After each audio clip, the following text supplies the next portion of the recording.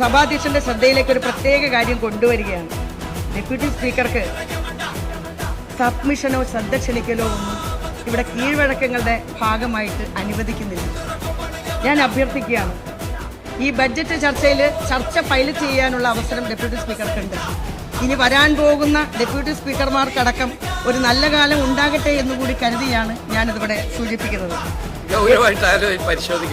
അപ്പം അത് സഭയുടെ കീഴ്വഴക്കങ്ങളും പാരമ്പര്യവുമെല്ലാം പരിപൂർണമായി ബഹുമാനിച്ചുകൊണ്ട് അങ്ങേപോലെ ഒരാള് ഈ സഭാധ്യക്ഷരായി ഇരിക്കുമ്പോഴാണ് ഇത് പറയാൻ കഴിയുന്നത്. കാരണം ഇത് അംഗങ്ങളുടെ അവകാശത്തെ സംബന്ധിച്ചും ജനകീയനും നിയമജ്ഞാനിയുമായിട്ടുള്ള അങ്ങ് ഈ സഭാധ്യക്ഷനായിരിക്കുമ്പോൾ ഈ വിഷയത്തിന് പരിഹാരമുണ്ടാകുമെന്ന് ഞാൻ പ്രതീക്ഷിക്കുകയാണ്. ഒരിക്കൽ കൂടി ഈ സകല മേഖലയെയും തൊട്ടുണർത്തിക്കൊണ്ട് ഇത്രയും മികച്ച ഒരു ബഡ്ജറ്റ് അവതരിപ്പിച്ച ബഹുമാനപ്പെട്ട മുഖ്യമന്ത്രി, അദ്ദേഹം ധനകാര്യ വകുപ്പ് കൂടി കൈകാര്യം ചെയ്യുന്നു, അഭിനന്ദിച്ചുകൊണ്ട് ഞാൻ ഒരിക്കൽ കൂടി ഈ ബജറ്റിനെ പിന്തുണയ്ക്കുന്നു.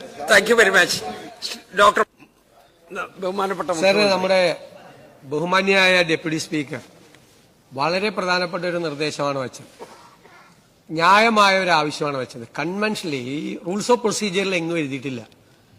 അതായത് ഡെപ്യൂട്ടി സ്പീക്കർക്ക് അവരുടെ നിയോജകമണ്ഡലത്തെ പറ്റിയോ പൊതുവായ ഒരു കാര്യത്തെ പറ്റിയോ ഒരു സബ്മിഷൻ ഉന്നയിക്കാൻ പാടില്ല, ഒരു കോളിംഗ് അറ്റൻഷൻ പാടില്ല എന്ന് റൂൾസ് ഓഫ് പ്രൊസീജിയറിൽ എങ്ങുമില്ല, ഒരു സ്ഥലത്തുമില്ല.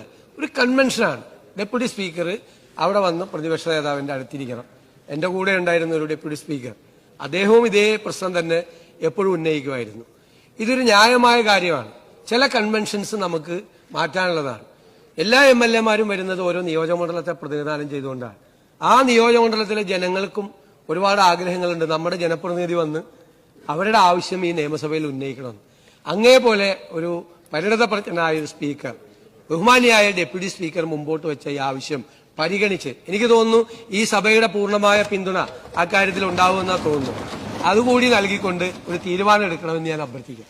ബഹുമാനപ്പെട്ട മുഖ്യമന്ത്രി കൂടി അഭിപ്രായ സാഹചര്യത്തിൽ നമ്മുടെ ഒരു പൊതു സെൻസ് ഇതായിരിക്കും എന്നുള്ള ധാരണയോടുകൂടി അത് ഡെപ്യൂട്ടി സ്പീക്കർ ഉന്നയിച്ച ഒരാവശ്യം അനുഭാവപൂർണ്ണമായിട്ട് പരിഗണിക്കും എന്ന് ഉറപ്പു നൽകുകയും ചെയ്യണം.